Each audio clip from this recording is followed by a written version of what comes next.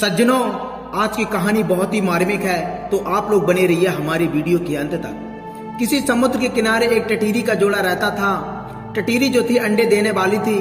अंडे देने से पहले टटीरी ने अपने पति टटेरे से कहा, किसी सुरक्षित प्रदेश की खोज कर लो जहां हम लोग सुरक्षित रह सकें और अंडे भी दे सकें।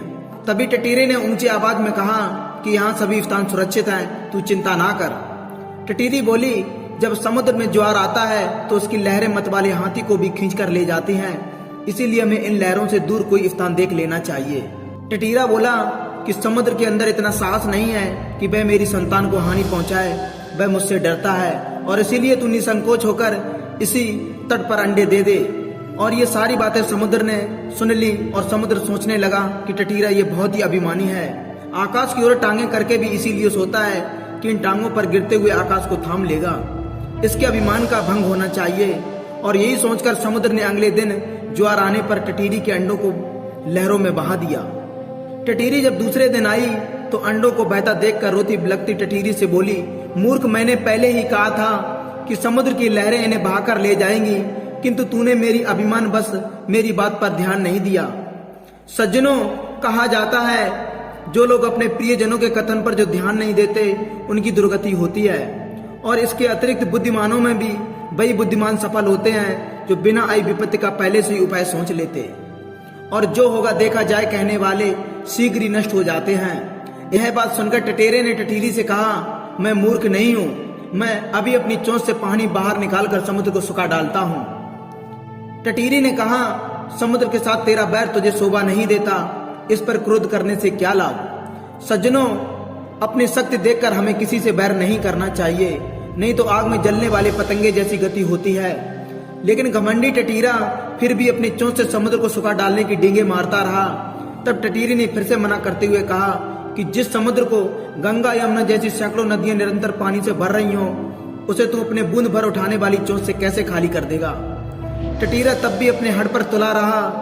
तब टटीरी ने कहा, यदि तुमने समुद्र को सुखाने का हट कर ही लिया, अन्य पक्षियों की भी सलाह लेकर काम कर।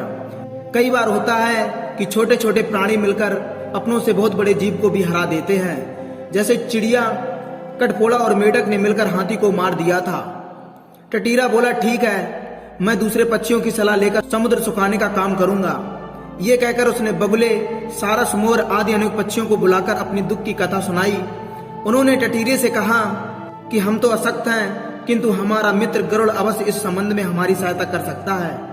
तब सभी पक्षी मिलकर गरुड़ के पास जाकर रोने लगे, चिल्लाने लगे कि गरुड़ महाराज, आपके रहते हमारे पक्षी कुल पर समुद्र ने यह अत्याचार कर दिया, हम इसका बदला लेना चाहते हैं। आज इस समुद्र ने टटीरी के अंडे नष्ट किए, कल वह दूसरे पक्षियों के अंडों को बहाकर ले जाएगा। इस अत्याचार की रोकथाम होनी चाहिए, अन्यथा संपूर्ण पक्षी कुल नष्ट हो जाएगा। गरुड़ ने पक्षियों का रोना सुनकर उनकी सहायता करने का निश्चय किया और उसी समय भगवान विष्णु का दूत गरुड़ देवता के पास आता है और कहा, तुम्हें सवारी के लिए भगवान विष्णु ने बुलाया है। तत्पश्चात गरुड़ ने दूत से कहा क्रोध पूर्वक कि भगवान विष्णु से कह देना वह दूसरी सवारी का प्रबंध कर लें। दूत ने गरुड़ के क्रोध का कारण पूछा तो गरुड़ ने समुद्र के अत्याचार की कथा सुनाई। दूत ने भगवान विष्णु के पास जाकर गरुड़ के क्रोध की कहानी सुनाई। कहानी सुनकर भगवान विष्णु स्वयं गरुड़ के घर गए। वहां पहुंचने पर गरुड़ ने प्रणाम पूर्वक विनम्र शब्दों में कहा, भगवान, मैंने आपके आश्रम का अभिमान करके समुद्र ने मेरे साथी पक्षियों के अंडों का अपहरण कर लिया, इस तरह मुझे भी अपमानित किया है। मैं समुद्र से अपमान का बदला लेना चाहता हूँ। भगवान विष्णु बोले, गरुड़, तुम्हारा क्रोध जायज है, समुद्र को ऐसा नहीं करना चाहिए था।